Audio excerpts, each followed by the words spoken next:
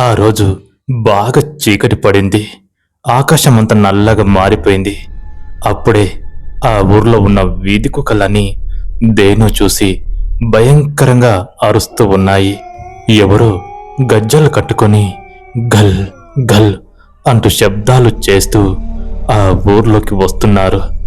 అలా వచ్చి ఒక ఇంటి తలుపులు కొట్టారు.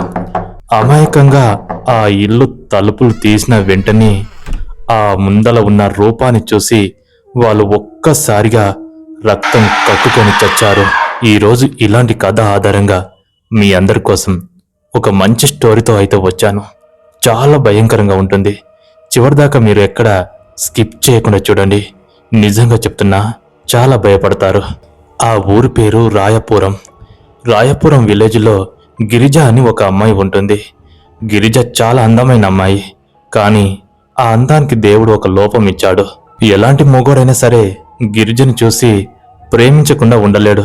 కానీ ఆ ఒక్క లోపం వల్ల తన జీవితంలో ఎన్నో బాధలను ఎదుర్కొంది, ఎన్నో అవమానాలను ఎదుర్కొంది. చివరికి ప్రాణమే వదిలేసింది. గిరిజ చాలా అమాయకురాలు. ఊర్లో అందరితోటి కలిసిమెలిసి తిరిగేది. అయితే వాళ్ళ తల్లిదండ్రులు గిరిజకు పెళ్లి సంబంధాలు చూశారు. చాలా పెళ్లి చూపుల వరకే అయిపోయాయి. పెళ్లి పీటల వరకు ఎక్కలేవు.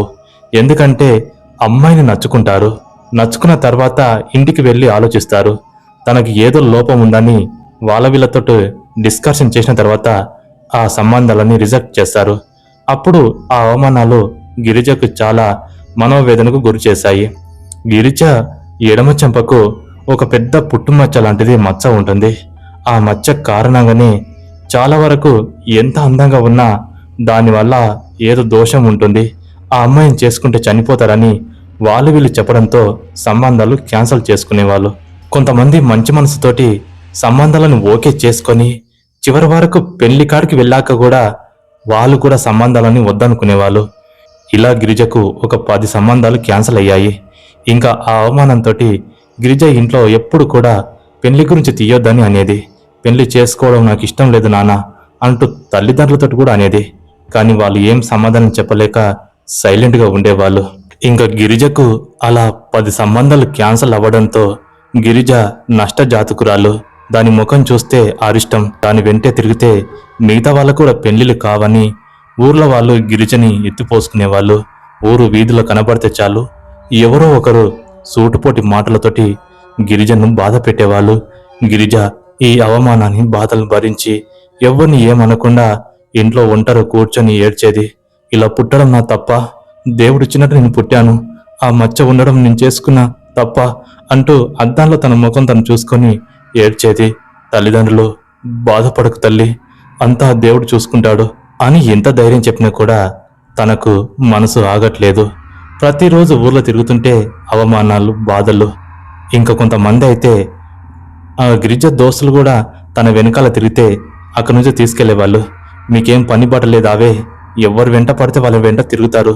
పోయి మీకు కూడా పెళ్లిళ్ళు కాకపోతే మేమేం చేసుకోవాలి, ఆ నష్టజాతకురాలంట ఎందుకు తిరుగుతారే మీరు అంటూ వాళ్ళ తల్లిదండ్రులు తిట్టేవాళ్ళు. అలా కూడా గిరిజ చాలా బాధపడేది. ఈ విషయాలు ఎవరికి చెప్పుకోలేకపోయింది.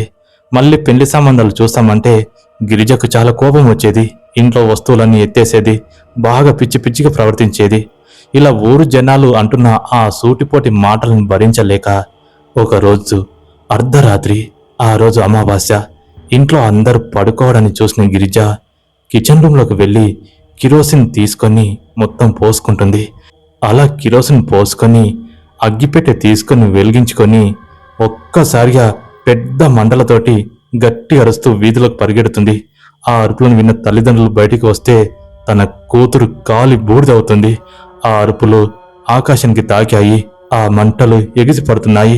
ఊరు వాళ్ళందరూ బయటికి వెళ్ళి చూసేలోపే గిరిజ గట్టిగా అరుస్తూ ఎవరిని వదలా అంటూ అక్కడే పడిపోయి ప్రాణాన్ని వదిలేసింది. తల్లిదండ్రులకు తీరని శోకం మిగిలించింది. ఇంకా వాళ్ళ తల్లిదండ్రులు బాగా కోపానికి వచ్చి ఊరు వాళ్ళని శాపించారు. మీ వలని నా కూతురు చనిపోయింది, మీ సూటిపోటి మాటల వలని నా కూతురు చనిపోయిందంటూ తల్లి తండ్రి గుండెలు బద్దలు కొట్టుకొని ఏడ్చారు. ఇంకా ఊరు వాళ్ళు ఏమనకుండా నిలబడ్డారు. తెల్లవారుజామున పొలిమేర అవతల వాళ్ళ పొలంలో గిరిజకు అంత్యక్రియలు జరిపించారు. ఆ అంత్యక్రియలు పూర్తి చేసుకున్న తర్వాత ఎవరి ఇళ్లలకు వాళ్ళు వెళ్ళిపోయారు. కానీ గిరిజలో ఉన్న పగ మాత్రం చల్లారలేదు. ఒక 6 నెలలు గడిచాయి. గిరిజ చనిపోయిన విషయాన్ని అందరూ మర్చిపోయారు. ఎవ్వరి పనిలో వాళ్ళు ఉన్నారు. ఒకరోజు సుక్కయ్య చంద్రయ్య ఇద్దరు పొలం కాడికి అర్ధరాత్రి పూట కర్రలు తీసుకుని వెళ్తారు. వాళ్ళ వయసు దాదాపుగా 30 సంవత్సరాలు ఉంటాయి. అక్కడ ఉన్న గొర్రెల కోసం కాపలుగా వెళ్తారు. పొలానికి వెళ్ళి అక్కడ నిద్రపోతూ ఉంటారు. అప్పుడే ఆ పొలంలో ఎవరు గజ్జలు కట్టుకొని తిరుగుతున్న శబ్దాలు వాళ్ళిద్దరికి వినబడతాయి. అలా వినబడగానే ఇద్దరు మేల్కొని ఆ శబ్దాలు వస్తున్న దిక్కుగా వెళ్తారు. వెళ్ళి చూడగా అక్కడ ఒక అమ్మాయి అందమైన చీర కట్టుకొని నగలతోటి పొడవాటి జుట్టుతోటి పొలంల మధ్యలో కూర్చుంది. వీళ్ళు వెనుక నుంచి వెళ్ళి, ఏ అమ్మాయి, ఎవరు నువ్వు? ఇంత రాత్రి వేళలా పొలంలో ఏం పని నీకు అని వీళ్ళు వెనుక నుంచి అంటారు. అప్పుడు ఆ అమ్మాయి పైకి లేచి వెనుకకు తిరిగి చూస్తుంది. అలా తిరిగి చూడగా ఆమె చాలా అందంగా కనబడుతుంది. వయ్యారంగా ఉంటుంది. చాలా అందమైన ముఖం. తనని చూసి వీళ్ళిద్దరికి నోట మాట రాలేదు. ఇంత అందమైన అమ్మాయి ఇంత చీకట్లా ఇక్కడేం చేస్తుంది అని అనగానే అప్పుడే ఆ అమ్మాయి నుంచి ఏదో ఒక స్పర్శ వాళ్ళకు తగిలింది. ఆ గాలి తగలగానే వాళ్ళిద్దరూ ఆమె మైకంలోకి వెళ్ళిపోయారు. అలా వెళ్ళిపోయి ఆమె వాళ్ళ దగ్గరికి వచ్చి, ఏయ్, నేను అందంగా ఉన్నానా అని అంటుంది. అలా అంటూ ఉంటే వాళ్ళు ఎర్రివాళ్ళలాగా ఎర్రయ్యి, నువ్వు చాలా అందంగా ఉన్నావు, ఎవరు నువ్వు అని అంటారు. అలా అనగానే నేనెవరనేది తర్వాత చెప్తాను, ముందు చెప్పండి, నేను అందంగానే ఉన్నానా అని మళ్ళీ అంటుంది. చాలా అందంగా ఉన్నావు, చాలా వయ్యారంగా ఉన్నావు అని వాళ్ళు అంటారు.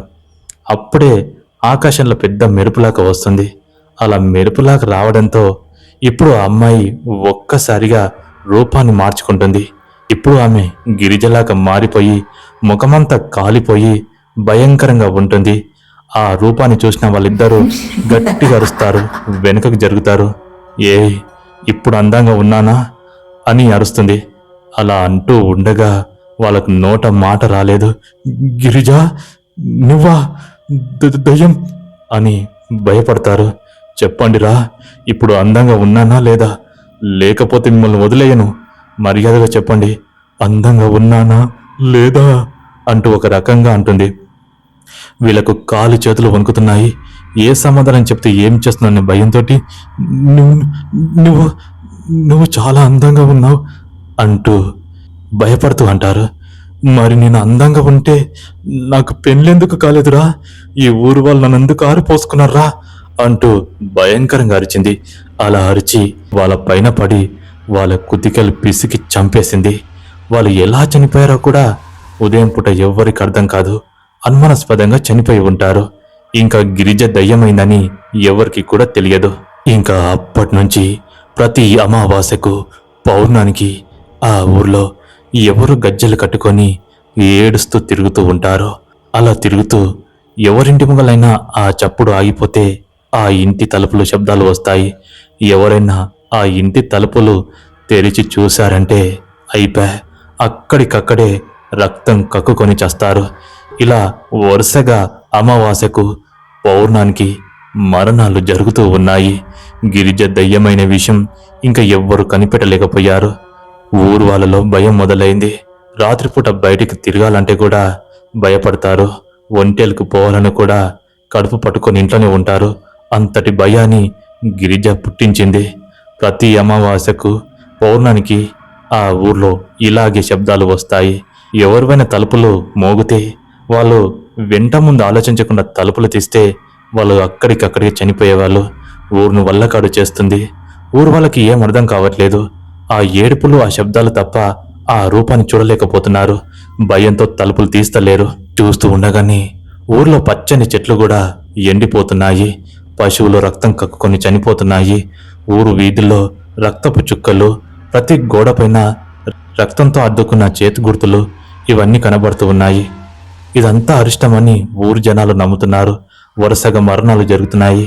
ఊర్లో ఏదో జరుగుతుంది, ఊరు మీద ఏదో గాలి సోకింది అంటూ ఊరు జనాలంతా భయపడ్డారు.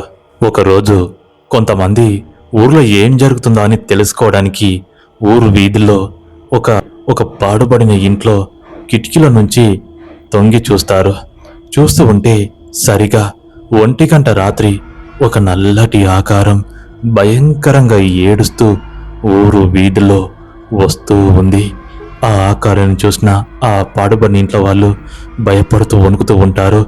అరిస్తే ఇంకా అది ఎక్కడ వాళ్ళని చంపేస్తుందేమని అలాగే చూస్తూ ఉన్నారు. ఆ నల్లటి ఆకారం ఒక అమ్మాయి రూపంలో వెళ్తూ ఉంది. దాని ఏడుపులకు వీళ్ళకు చాలా భయం వేస్తుంది. అలా అది ఊరు వీధిలో తిరుగుతూ తలుపులు కొడుతుంది. ఇంకా తెల్లవారుజామైంది. ఆ ఇంట్లో ఉన్నవాళ్ళు ఆ రాత్రి భయపడి ఉదయం పూట పరిగెత్తుకొని వీధులకొచ్చి గట్టిగా అరుస్తారు. అప్పటికే ఆ ఊర్లో సుందరయ్య అని ఒక వ్యక్తి భయంకరంగా చనిపోయి ఉంటాడు. ఇంకా వాళ్ళందరూ అరుచుకుంటూ, అయ్యా అయ్యా, రాత్రి ఘోరమైన సంఘటన జరిగింది. మేము కాపు కాచిన సమయాన ఊరు వీధిలోకి ఒక భయంకరమైన నల్లని ఆకారం వచ్చిందయ్యా. అది చూడడానికి చాలా భయంకరంగా ఉంది. మేము చూస్తూ ఉండగానే సుందరయ్య ఇంటి తలుపులు కొట్టింది. తెలవక ఆ మైకంలో తలుపులు తీసినతడు ఆ దయ్యాన్ని చూసి అక్కడికక్కడ చనిపోయాడు. మేము కాపాడలేకపోయాము. మమ్మల్ని కూడా చంపేస్తుందేమని భయపడ్డామని వాళ్ళు భయపడి చెప్తూ ఉన్నారు. ఊరు వాళ్ళందరికీ ఇంకా వణుకు పుట్టింది. అసలు ఏం జరుగుతుంది? ఊర్లో తిరుగుతుంది ఏంటి అసలు? ఇంకా మన ఊరు వల్లకాడ అయిపోవాల్సిందేనా అని ఒకరి ముఖాలు ఒకరు చూస్తూ ఆ సుందరయ్య శవాన్ని చూసి భయపడ్డారు. వాళ్ళందరికీ ఇంకా భయం వేసి వాళ్ళ ఊరికి సరిగా ఒక 10 కిలోమీటర్ల దూరాన ఒక చిన్న అడవి లాంటి ప్రాంతం ఉంటుంది. అక్కడ ఒక శివాలయం ఉంటుంది. ఆ శివాలయం ముందు ఒక అఘోరి తాంత్రికుడు జపం చేస్తూ ఉంటాడు. తను ఎలాంటి దయ్యాలనైనా వదిలిస్తాడు. వీళ్ళందరూ కలిసి అతని దగ్గరికి వెళ్ళి తనని ఆ ఊరికి తీసుకొని వస్తారు. తీసుకొని రాగా జరిగిందంతా చెప్తారు. చెప్పగానే ఆ ఊరి నడి వీధిలోకి వెళ్ళి ఒంటి కాలుపైన నిలబడి కళ్ళు మూసి అంత గ్రహిస్తాడు ఆ అఘోరి. అలా గ్రహించి, స్వామి, అసలు ఏమైంది? మా ఊర్లో ఈ వరుస మరణాలు ఎందుకు జరుగుతున్నాయి అని అనగానే, తప్పు చేశారా మూర్ఖులారా, మీరు చేసిన తప్పుకు ఈ శిక్ష మీకు తప్పదు అని అనగానే, స్వామి, మేమేం తప్పు చేశాం? అసలు ఏం జరిగింది? మాకు అర్థం కావట్లేదు అని అనగా, ఏం తప్పు చేశారా? అన్యం పుణ్యం తెలియని ఒక అమాయకురాలి చావుకు కారణమయ్యారు. దేవుడిచ్చిన లోపాన్ని ఎత్తి చూపి తనకు ప్రతి నిమిషం మీరు నరకం చూపారు. ఆ అవమానాన్ని భరించలేక ఆ కుందనపు బొమ్మ అంటుపెట్టుకుని చనిపోయింది. ఆ చావుకు మీరే కారణం. ఇప్పుడు తాను పగ తీర్చుకోవడానికి ఊర్లో అడుగుపెట్టింది. తన నుంచి మిమ్మల్ని కాపాడనీకే ఆ దేవుని తరం కూడా కాదు అంటూ కోపంగా అంటాడు. అలా అనగానే ఊరు వాళ్ళందరూ కళ్ళు తెరుచుకుంటారు.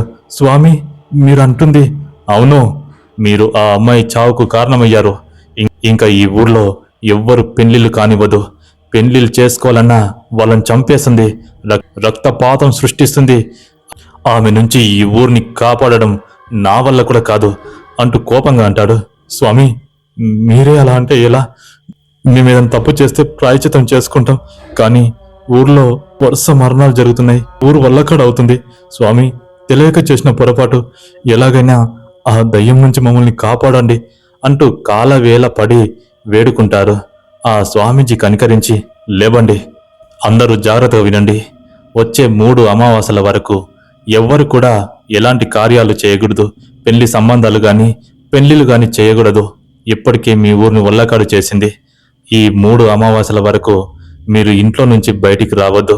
సాయంత్రం అయితే ప్రతి తలుపు పైన ఇంట్లో ఎవరు లేరు, ఓ స్త్రీ రేపురా అన్నీ రాసి పెట్టండి. గుమ్మానికి గుమ్మడికాయ, నిమ్మకాయలు, ఎండుమిరపకాయలు కట్టండి. అవి ఉన్నంత వరకు ఆ దయ్యం ఇంటి ముందలకి వచ్చి ఆ రాతని చూసి అది ఇంట్లో ఎవ్వరు లేరని వెళ్ళిపోతుంది. కానీ వెళ్ళిపోవడం అంటే వెళ్ళిపోవడం కాదు, పొలిమేర అవతల కాపల కాస్తుంది.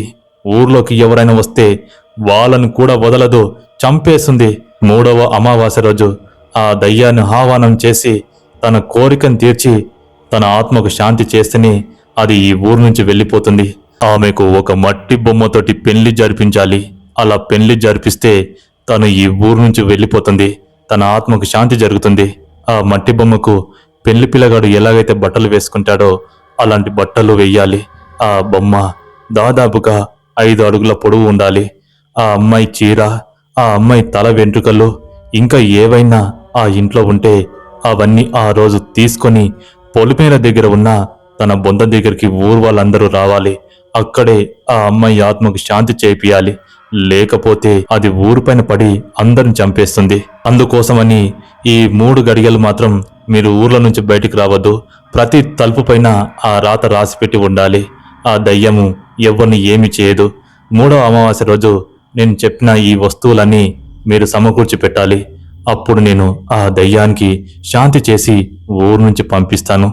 ఏదైనా తప్పు జరిగిందా ఏదైనా తప్పు జరిగిందా అది ఊరిని వల్లకాడు చేస్తుంది. ఆ సమయాన నేను కూడా మిమ్మల్ని కాపాడలేను అంటూ ఆ అఘోరి అంటాడు.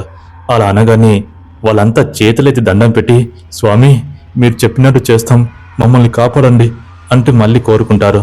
భయపడకండి, చెప్పినట్టు 3 గడియల వరకు నేను చెప్పింది పాటించండి అంటూ అక్కడి నుంచి వెళ్ళిపోతాడు. వెళ్ళిపోయిన తర్వాత అర్ధరాత్రి పూట సరిగా 1 గంటకు ఆ గిరిజ ఊర్లోకి భయంకరమైన రూపంలో గట్టిగా అరుస్తూ ఇంటి ముందలకు వచ్చి నిలబడి తలుపులు కొట్టాలని చూస్తుంది.